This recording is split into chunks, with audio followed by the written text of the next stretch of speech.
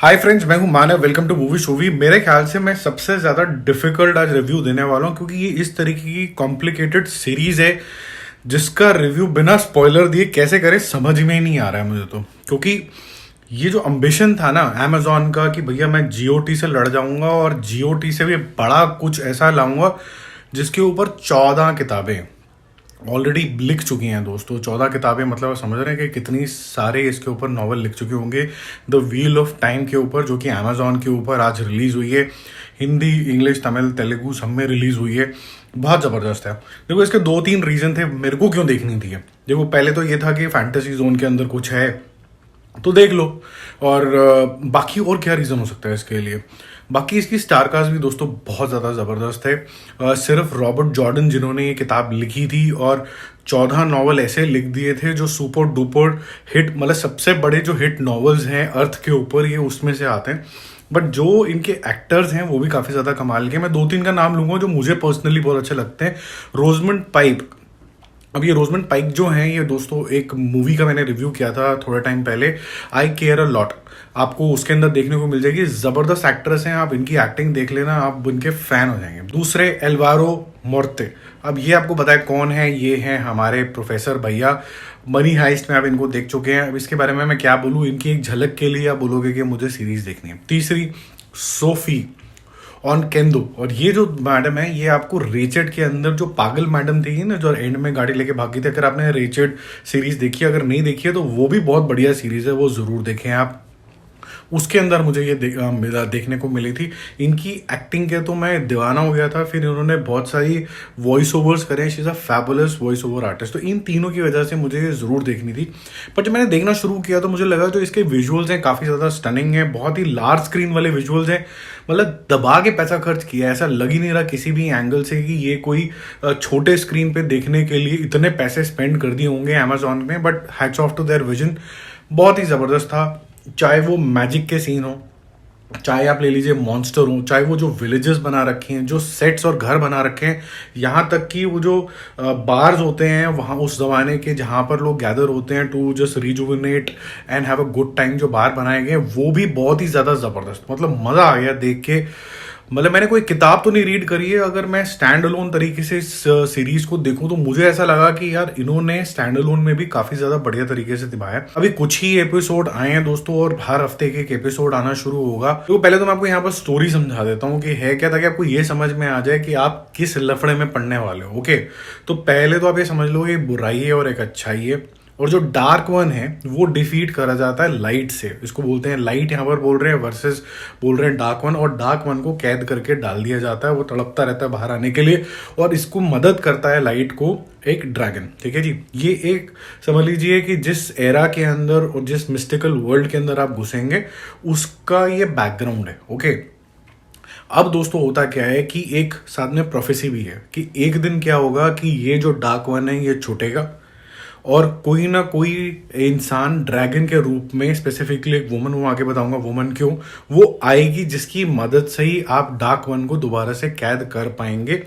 और ऐसा बोला जाता है कि ये जो पावर है जिसकी वजह से द व्हील ऑफ टाइम हमेशा घूमता रहता है 7 युग के अंदर, वो जो पावर है उसको हार्नेस जब मेल करने लगते हैं या मैन करने लगते हैं तो वो थोड़े से इंसेन हो जाते हैं, वो अनकंट्रोलेबल हो जाती है। लेकिन कुछ चोजन वुमेन है जो कि हैंडल कर सकती हैं। तो अब इसको, ये सारा तो बेसिकली मुद्दा हो गया। और उसके बाद आपको दिखाया जाता है एक एसोसिएशन। ओके, एसोसिएशन समझ लीजिए या फिर एक समझ लीजिए ऑर्गेनाइजेशन समझ लीजिए, जिसको एसीडिया बोलते हैं, जिसको हेड कर रही हैं एक मैडम रोजमंड पाइक। यहाँ पर उनका नाम होता है मोरेन। बहुत सिंपल तरीके से मैं आपको समझा रहा हूँ। और मोरेन का काम क्या है कि इस फीमेल लेड ऑर्गेनाइजेशन को लीड करना, जो कंट्रोल कर सकती है मैजिक को।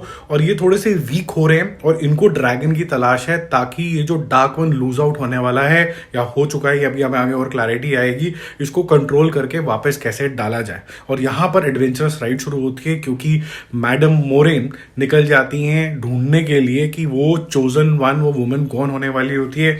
उसको कुछ शक्तियों का आभास होता है कुछ 5 जनों के अंदर, चाहे वो रैंड है या इग्वीन है या फिर एक नाइनेव है या फिर आप समझ लीजिए मैट है या पेरेन है।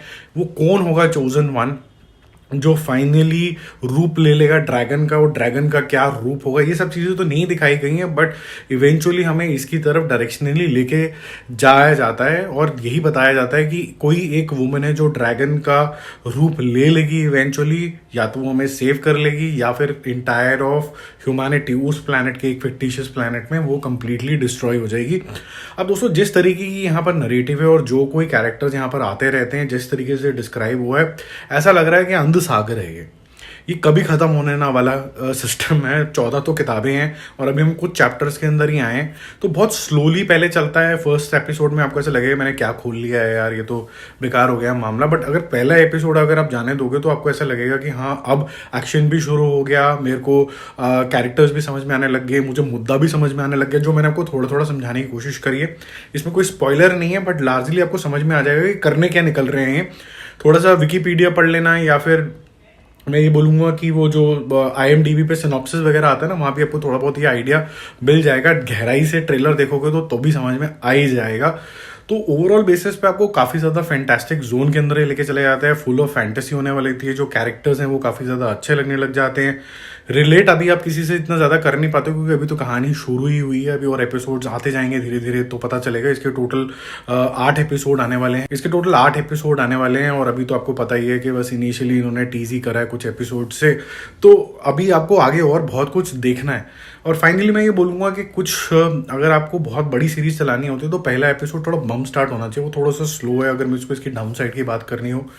दूसरा मैं ये बोलूँगा कि सेकेंड एपिसोड बाद से बहुत तेज से चलने लग जाता है, तो आपको थोड़ा सा कॉन्सेंट्रेट करना पड़ता है कि एकदम स्लो से एकदम फास्ट पेस।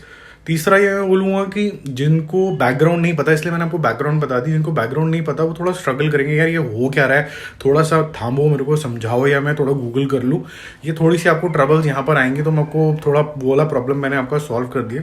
लास्टली जब मैं इसका रिव्यू कर रहा था, सोच रहा था कि मैं क्या बोलूँ, कैसे डिस्कस करूँ, क्या बताऊँ नहीं बताऊँ, तो एक चीज़ बड़ी सामने आ रही थी कि जो इसके डायरेक्टर साहब हैं या फिर जो इसके प्रोड्यूसर हैं, वो सब ये बोल रहे थे कि जी हम GOT बनाने निकले हैं।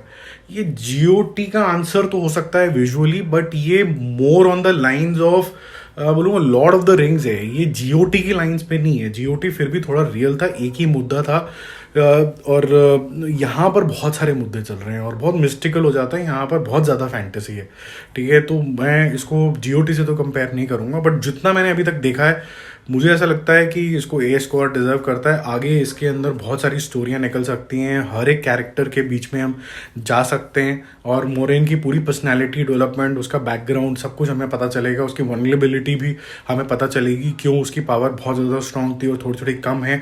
बहुत कुछ हमें भी पता करना है। तो आप पहले ये देखो एपिसोड स्टार्टिंग के जो भी रिलीज़ हुए हैं, आपको मज़ा आएगा और फिर डिस्कशन को आगे बढ़ाते हैं। और अगर आपने और कुछ ऑब्जर्व किए है तो ज़रूर बताना, और बाकी लोगों की ज़रा हेल्प करो यार। थोड़ी कॉम्प्लेक्स ही ये सीरीज़ इतनी आसानी से लोगों को समझ में आने वाली है नहीं है। तो चलो फिर मिलते हैं एक और रिव्यू और अपडेट के साथ। Don't forget to subscribe the channel. Bye bye.